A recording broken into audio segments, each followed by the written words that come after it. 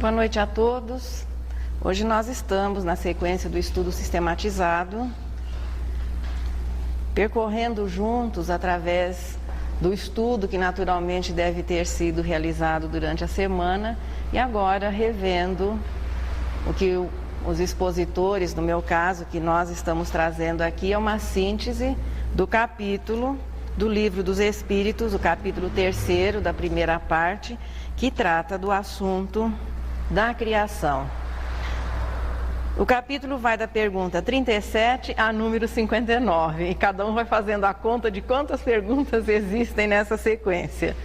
Hoje nós estaremos vendo da número 37 a número 42, já que ele vai ser dividido em duas partes.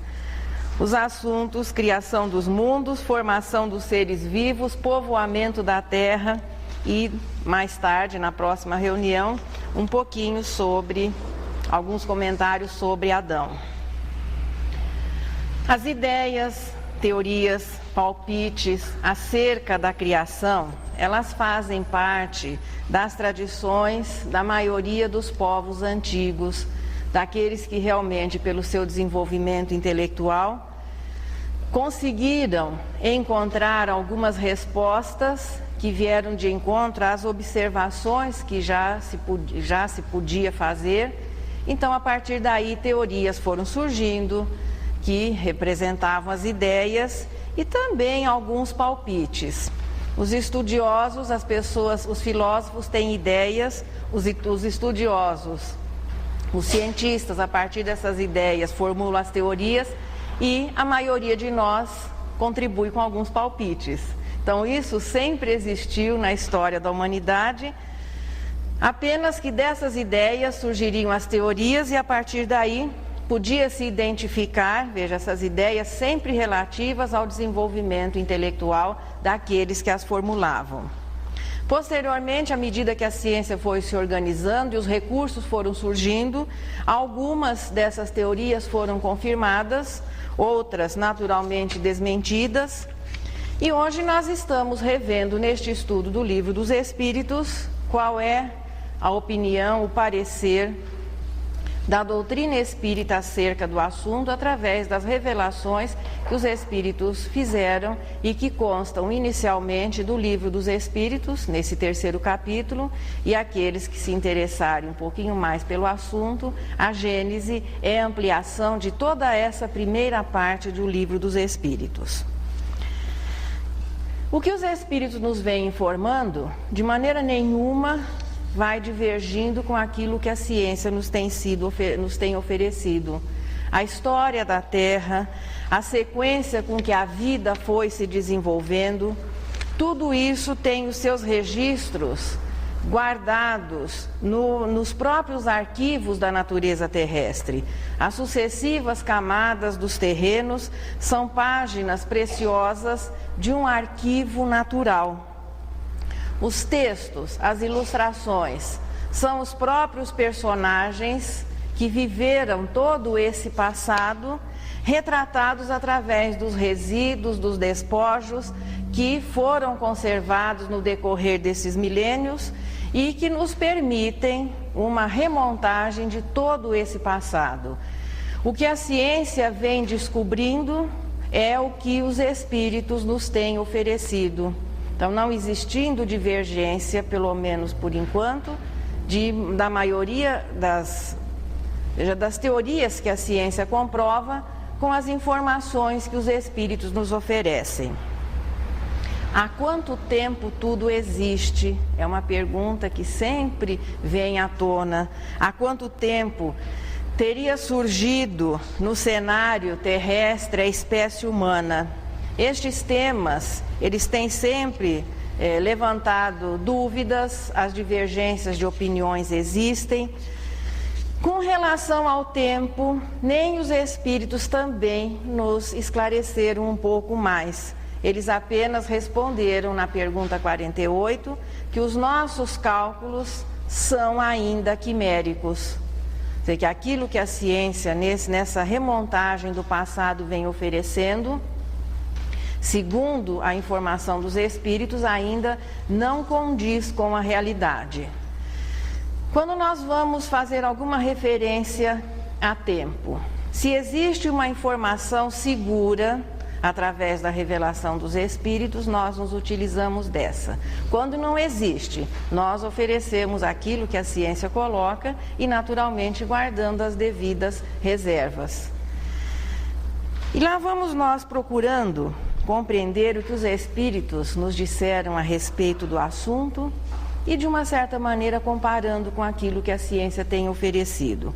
Com relação ao universo, que é definido como o que existiu, o que existe e o que vai existir. Essa é uma definição humana.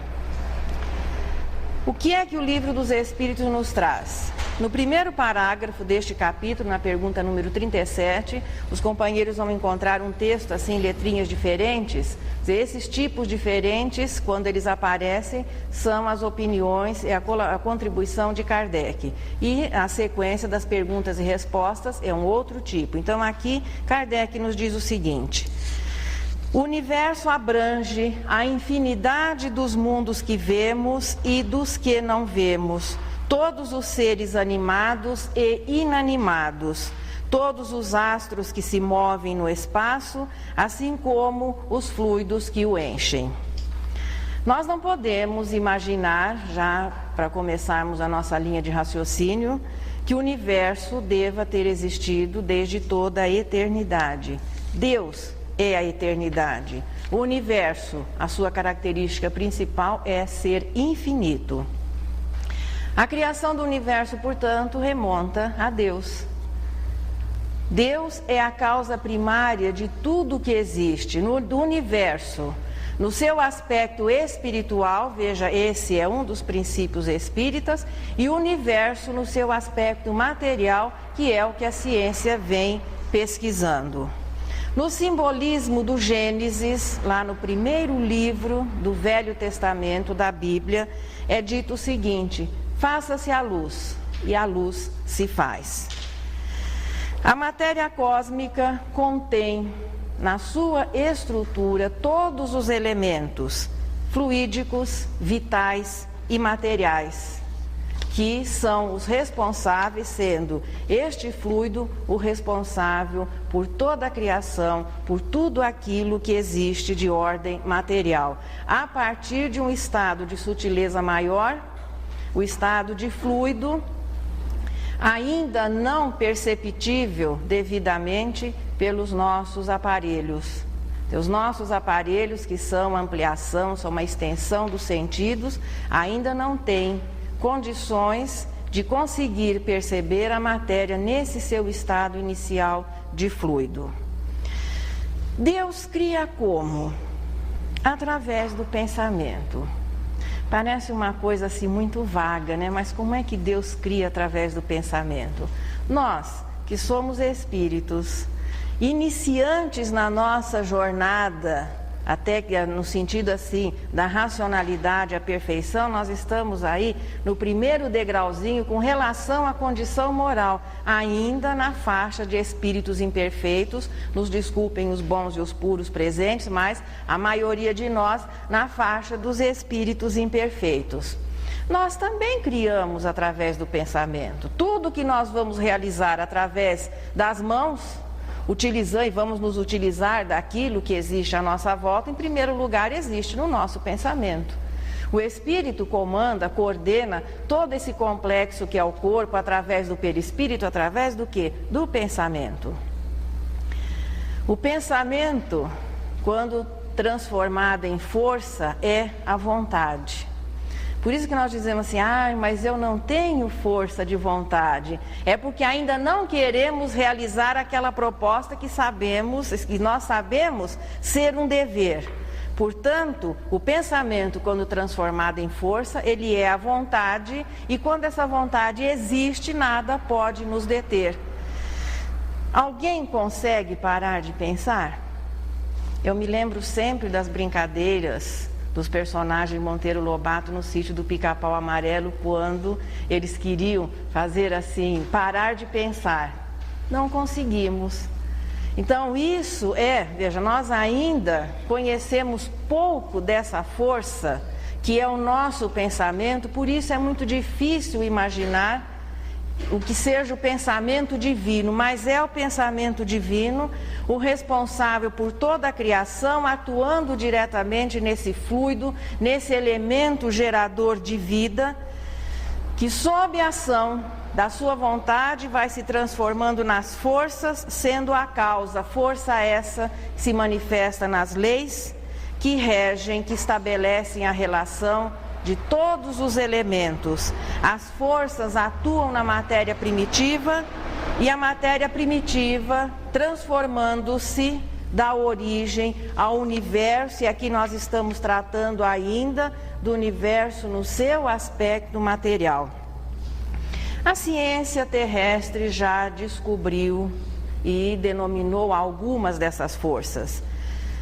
No livro A Gênese, nós vamos encontrar dentro da nomenclatura espírita, que na maioria dos casos acompanha a nomenclatura da ciência, algumas dessas forças: a gravidade, a coesão, a afinidade, a atração, o magnetismo, a eletricidade natural. E Galileu, com aquela sua maneira poética de expor, veja, todo o texto que compõe a uranografia geral na Gênese é um trabalho do espírito Galileu através da mediunidade de Camille Flammarion. Camille Flammarion foi denominado o poeta da astronomia. Então aqui nós vemos que Galileu, em muitas situações ali é uma afirmação poética, mais de um assunto científico. Ele diz o seguinte, lá no capítulo 6º, no parágrafo 13º de A Gênese: antes que houvessem nascido os tempos, a eternidade incomensurável recebeu a palavra divina e fecundou o espaço, eterno quanto ela. A partir do momento que, através da vontade de Deus, atuando nas forças que se manifestam nas leis que nós vamos descobrindo, a matéria passa a organizar-se, tendo como resultado o quê? O universo que nós estamos começando a descobrir. A matéria deste estado de fluido vai se condensando em pontos isolados e diversificados, surgindo as galáxias, as estrelas, os planetas, os cometas. Emmanuel, em A Caminho da Luz, para os companheiros que gostarem do assunto, A Caminho da Luz também é um bom acompanhante para essa primeira parte do estudo de O Livro dos Espíritos.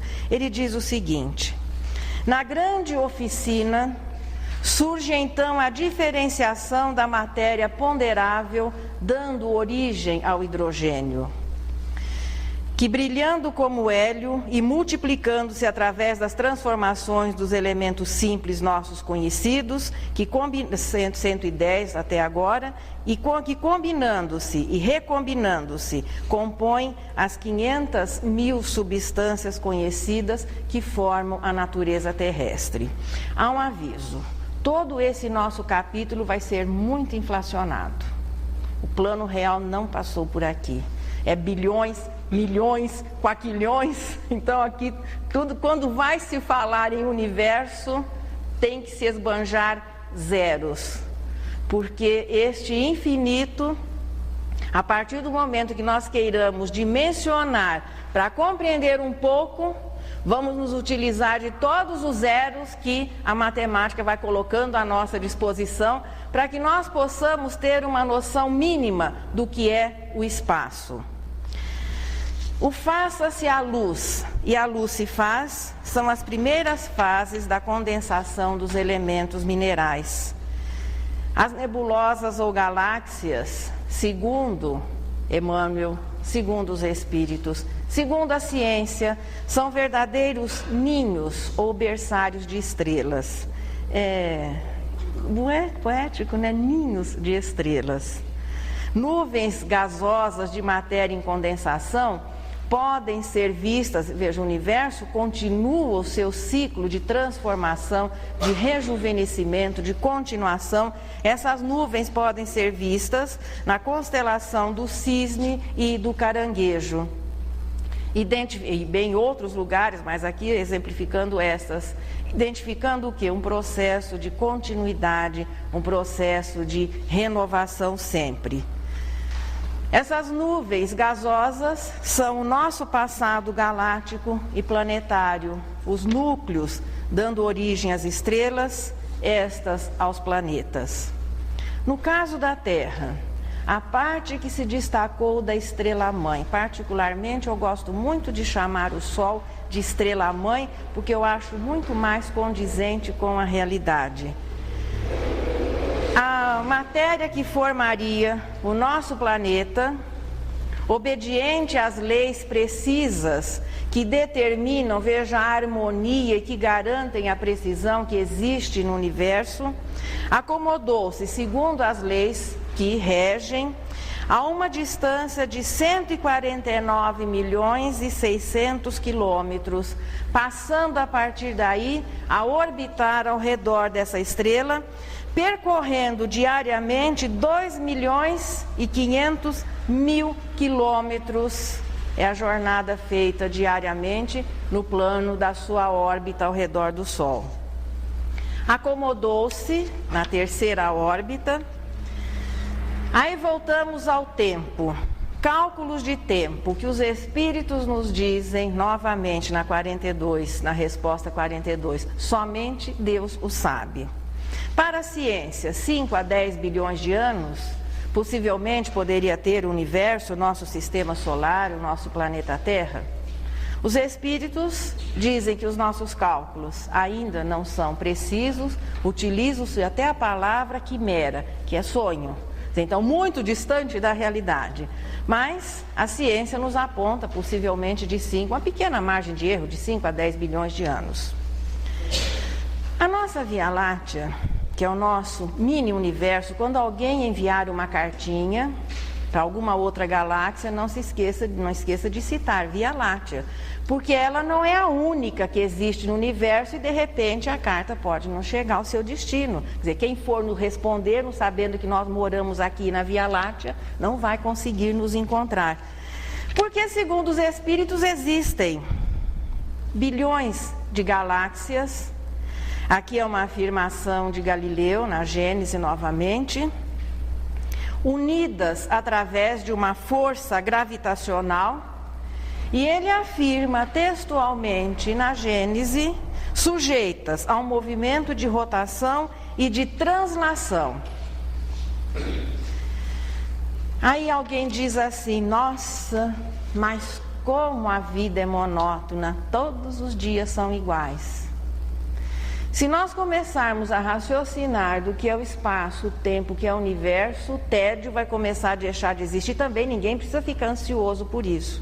As nossas células são substituídas diariamente, praticamente a cada 7 anos, no início, nos bons tempos antes do 20, nós renovamos o nosso corpinho, depois nós começamos a empatar, mais tarde a perder, a renovação já não é tão precisa assim, mas em todo caso ela continua a existir.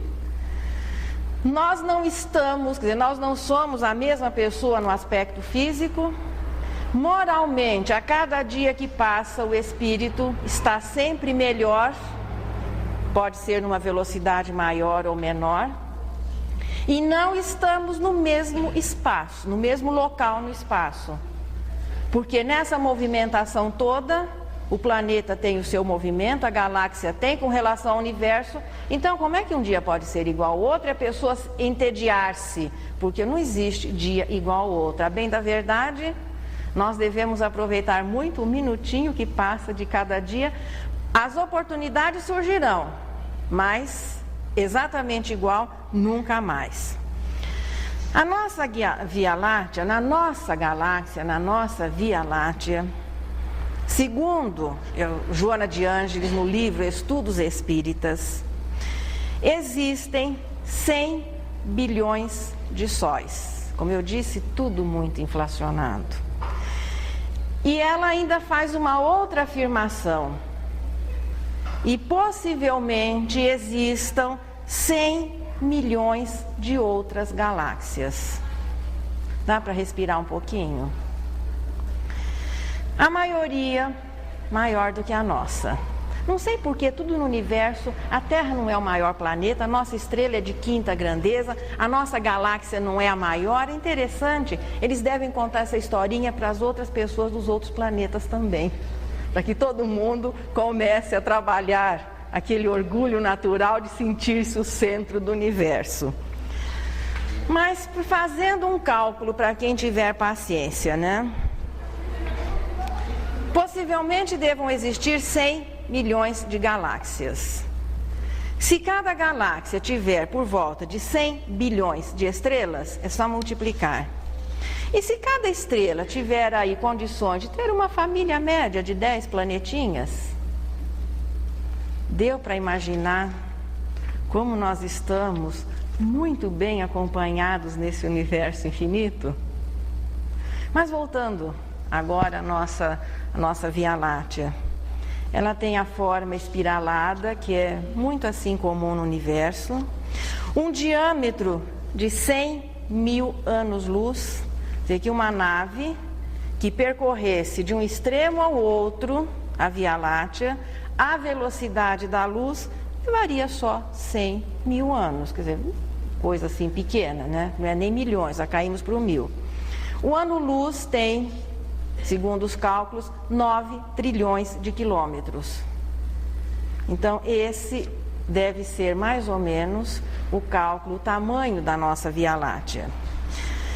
100 bilhões de estrelas, um movimento de rotação que leva 220 milhões de anos, a velocidade do movimento de translação, 950 mil quilômetros horários. E temos como vizinha próxima, para que não nos sintamos assim tão sozinhos nesse espaço que cada vez se torna mais infinito, é Andrômeda, que é considerada até a galáxia gêmea. Se nós quisermos visitar o pessoal que vive lá em Andrômeda, é só arrumar uma nave que possa se deslocar à velocidade da luz, que de passagem é 300 mil quilômetros por segundo, e nós viajaríamos só 1 milhão e 700 mil anos e estaríamos chegando ali rapidinho. A olho nu é desanimador, não é? Porque cada vez a gente é consciente que com o corpo, por enquanto, não dá para sair aqui do planeta Terra. Quando muito dá uma passeadinha ali na Lua, que é quintal, meu quintal é área de serviço. Quando muito Marte, que fica aqui também, é o nosso quintalzinho. Mas se pensar em universo, por enquanto, não existem recursos possíveis de que a humanidade terrestre, tão nobre, tão elevada nos filmes de ficção, nobres, valorosos, sinceros, dando lição de moral em tudo quanto é planeta vizinho, participando das ligas galácticas, então aquelas pessoas nobres, valorosas, que vão lá ensinar como é que se vive, mas por via das dúvidas, dizem que cada pai conhece bem os seus filhos e Deus conhece melhor do que ninguém os seus. Para que ninguém criasse problema na casa dos vizinhos, enquanto as condições morais não fossem suficientes, pelo menos com o corpo, até a faixa de prova e expiação, que é o que nós conhecemos, ninguém, por enquanto, ainda tem condições de ir perturbar ou de auxiliar, como se diz, a vidinha dos outros nos seus outros planetas.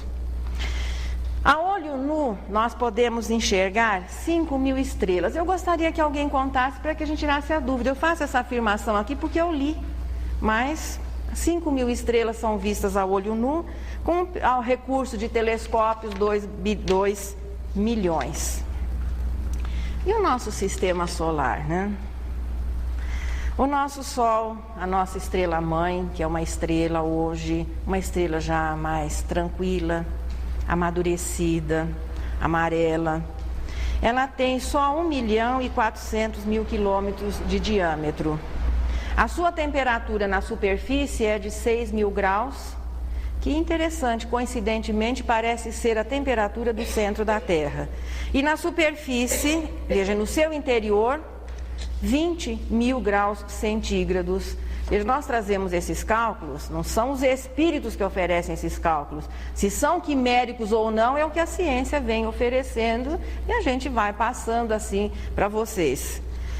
1.300.000 vezes maior que a Terra, mantendo uma família assim, não muito grande, 9 planetas conhecidos, 31 satélites, possivelmente depois, veja, dessa afirmação, alguns podem até ter sido descobertos, 30.000 asteroides, milhares de cometas.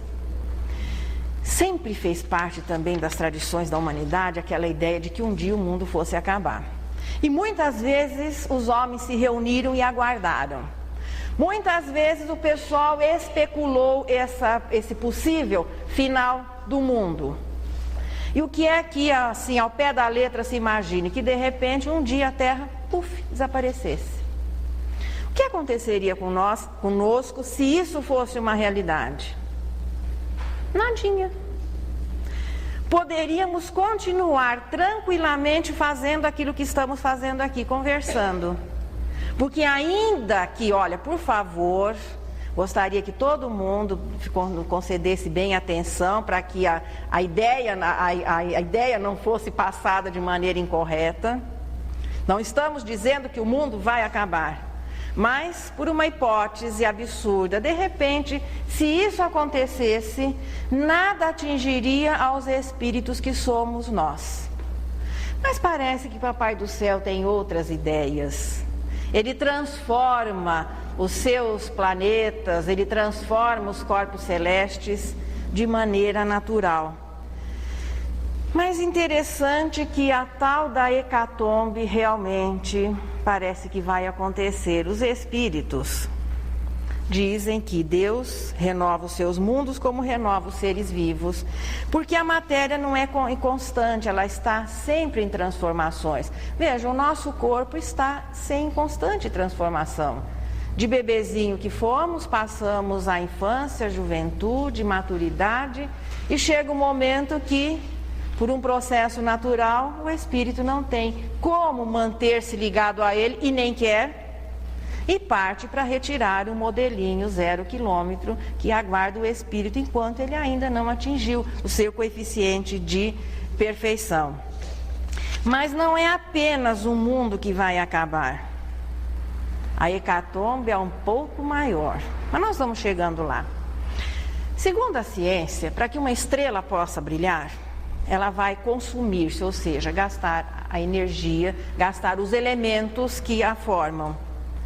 A transformação de hidrogênio para hélio vai desgastando, esses elementos não são renovados, e o nosso Sol, que já foi uma estrela azul novíssima, hoje vive a sua maturidade saudável como uma amarela, um dia se transformará numa gigantesca, é uma matéria que a forma vai se expandindo numa gigantesca, mas cada vez mais fraca, vermelha, até que depois, enrugando-se em uma anã branca, é hora da renovação. É o momento como que Deus vai, através de um processo natural, através das leis, renovando os seus mundos, renovando as suas estrelas.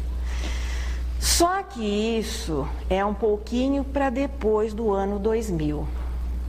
Com relação ao ano 2000, aqui também tem uma situação interessante a ser comentada. Parece que houve um erro no calendário gregoriano.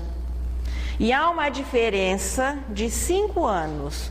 Portanto, já passamos do ano 2000 e nada aconteceu. Então, existem cálculos precisos que há um engano de 5 anos. O Réveillon do ano 2000 já foi, continuamos. Mas, em todo caso, nós estamos descobrindo uma coisa, nós estamos compreendendo agora uma coisa que Lavoisier descobriu. Além dos atributos que os espíritos nos fizeram conhecer de Deus, veja, aquele perfil de Deus, onipotente, eterno, imutável, soberanamente justo e bom, Deus é econômico. É outra coisa que nós vamos descobrindo, porque foi Deus que inventou a reciclagem. A matéria está em constante transformação, nada se cria, nada se perde, tudo se transforma. E os planetas, os corpos celestes vão sendo renovados. Portanto, nós vivemos num universo reciclável, que é a teoria que Lavoisier conseguiu elaborar e que realmente corresponde à verdade. A matéria está sempre em constante transformação. Existem, contudo, algumas teorias, alguns palpites, que a nossa estrela teria vida ainda para mais ou menos uns 6 bilhões de anos. Mas existe uma outra teoria mais interessante que é colocada ali, Joana de Ângeles coloca no livro ainda Estudos Espíritas. Ela diz que algumas pessoas, de uma certa maneira assim, ligadas até, seria quase que a ficção, mas em todo caso, eles dizem o seguinte, que daqui a 70 bilhões de anos, o universo perderá a sua eternidade. Desaparecerá num imensurável buraco negro. Bom, se a estrela nos garante vida por 6 bilhões de anos, depois nós podemos mudar de sistema solar, teremos mais 70 bilhões. Até lá, é bom manter o crédito em dia. Porque no dia 2 de janeiro do ano 2000, se não for um domingo, se for uma segunda-feira ou terça, os bancos vão funcionar, os cartórios vão abrir, então é bom não exagerar. Até que não se passem esses 70 bilhões de anos, é bom a gente manter os nossos compromissos em dia, porque vamos continuar. Isso, veja, todos esses milhões se referem apenas ao universo ou aspectos, partes do universo na sua estrutura material. A doutrina espírita nos informa que existe o universo na dimensão do espírito, do elemento do princípio inteligente. Ainda que conseguíssemos dimensionar ou calcular, veja, as 100 milhões de galáxias sugeridas por Joana de Ângeles, de uma certa maneira, são um cálculo. Isso não significa que o espaço se restrinja a essas 100 milhões de galáxias. Mas ainda que se pudesse calcular este infinito, dimensioná-lo, o universo no seu aspecto espiritual é uma realidade muito maior do que aquele considerado a partir da condensação da matéria. Carl Sagan, que acredito seja assim um dos astrônomos mais populares e muito respeitados aqui da nossa época, e que agora possivelmente, com a sua visão de espírito ampliada, deve ter assim encontrado muitas respostas que ele, como espírito encarnado, não conseguiu aqui encontrar, mas agora vivendo, claro, a realidade do mundo espiritual. Mas ele já disse de uma maneira muito sábia: o tamanho e a idade do universo estão além da compreensão humana. O que significa compreensão humana na nossa realidade? Somos espíritos de um plano de provas e expiações. Por mais avançado seja o nosso conhecimento, os nossos recursos, nessa faixa de provas e expiações, que é o segundo degrauzinho na escala evolutiva das humanidades. Além da prova e expiação, existem as humanidades regeneradas, felizes e celestes. Portanto, é muito difícil, dentro dessa nossa realidade de espíritos de prova e expiação, conseguirmos critérios que nos permitam estabelecer com segurança o tamanho e a idade do universo. Os espíritos que detêm o conhecimento de todas as coisas com relação à matéria são os espíritos puros. O processo evolutivo termina aí? Não. A partir daí, a alma, o espírito, não depende da matéria para o seu progresso. Mas assunto matéria, a pureza de espírito, é um assunto que aquela individualidade domina. Por enquanto, nós ficamos nos palpites, nas ideias, que quando comprovadas se transformam em teorias. Tudo no universo é calculado a velocidade da luz, que tem só 300 mil quilômetros por segundo. A nossa estrelinha mais próxima, aqui já dentro agora da nossa galáxia, a Alfa da constelação Centauro, Parece que era para lá que o pessoal de Perdidos no Espaço estava viajando, quando aconteceu aquele negócio todo, eles ficaram por ali fazendo uma porção de filmes, né? Não chegaram até o finalzinho acho que era Alfa Centauro que eles iam. Pois é, ela dista 4,5 anos-luz, pertinho. Só arrumar uma nave que viaja a 300 mil quilômetros por segundo e podemos visitar essa estrela que, quem sabe, até possa ter algum planetinha ali à sua volta. Quando nós olharmos à noite para o céu e virmos as Três Marias, elas fazem parte da constelação de Órion, que é aquele retângulo formado por 4 estrelas, e depois uma série de estrelas menores. As Três Marias são o cinturão do caçador, que está sempre perseguindo e fugindo da outra constelação, que é a serpente. Os antigos realmente eles tinham uma imaginação maravilhosa. Naquele quadrilátero existe um caçador ajoelhado fugindo da serpente. Aquelas estrelas que formam o quadrilátero e que aparentemente para nós estariam num único plano, uma delas, Rigel, está a 540 anos-luz e Betelgeuse a 300 anos-luz. É por isso que nós voltamos àquela história de horóscopo, de zodíaco. Constelação é ponto de vista. Em realidade, aquelas formações não existem. Então, aquilo que são consideradas as constelações do zodíaco, que as pessoas imaginam, e existe, veja, isso tem sido explorado milenarmente. Não pode existir tal efeito, ainda que isso fosse possível, porque aquela formação é irreal. É do nosso ponto de vista, a nível do Equador, que nós enxergamos aqueles agrupamentos e que os antigos imaginaram, carneiro, escorpião, caranguejo, não sei das quantas, e uma possível influência que eles possam exercer nas pessoas. Existe, contudo, uma constelação vista no hemisfério norte, e dessa constelação, que é conhecida como Cocheiro ou Auriga, distando essa estrela 40 anos-luz da Terra, é a estrela Capela, que vai ser um personagem importante nos nossos estudos na próxima semana. É uma estrela tripla e de um planeta que orbita à sua volta, nós recebemos um impulso civilizador, existindo uma ligação harmoniosa, um acompanhamento destes espíritos que evoluem naquele planeta que orbita ao redor da estrela Capela, que faz parte da constelação do Cocheiro, e a humanidade terrestre que recebeu os benefícios dessa sociedade, dessa aproximação. Diante de tanta grandeza que nós vamos sentindo no universo, como imaginar que o acaso possa ser a causa, né?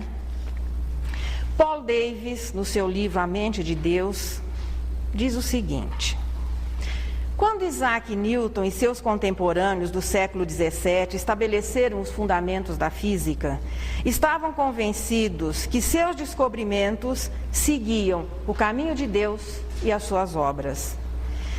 E se deixarmos de acreditar que as leis naturais são ideias de Deus, corremos o risco de transformar a ciência em algo enigmático e indecifrável.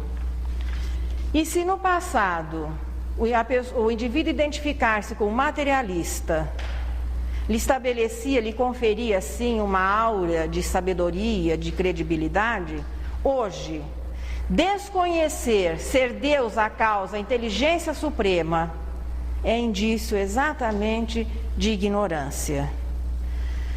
O que a doutrina espírita vem nos trazendo, nas suas informações muito simples nessa primeira parte aqui do Livro dos Espíritos, mas apesar dessa simplicidade, de uma profundidade sublime, sempre de acordo, e podemos afirmar com toda tranquilidade, adiante daquilo que a ciência vem oferecendo.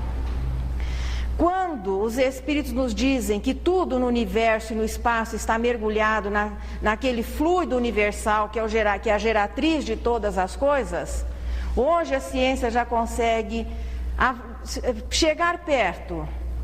Então já se considera a possibilidade da existência da matéria num estado de fluido que envolve a tudo e a não perceptível até então por não refletir a luz. Veja que tudo aquilo que existe no nosso planeta, os minerais, vegetais, animais, o nosso corpo, às vezes eu fico pensando assim, mas como a providência divina é maravilhosa. É que nós não temos o hábito de meditar, de analisar. Já pararam para pensar na beleza de um pêssego? Veja, ele poderia ter as mesmas qualidades nutritivas e não ser tão bonito. A diversidade das cores, claro que isso são características relativas à sua natureza, mas parece que há um carinho, e temos a certeza que há, de que tudo seja muito bonito e muito atraente. Tudo que é da natureza é bonito, não existe o feio são as nossas imperfeições.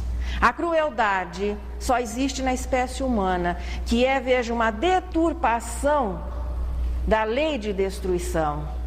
Tudo que é da natureza é perfeito, é belo, é simples e já fazia parte do planejamento desde o momento em que a nossa galáxia começou a se condensar. Quando a massa que formaria o planeta Terra se desprende da nossa estrela-mãe, todos os elementos que formariam o reino mineral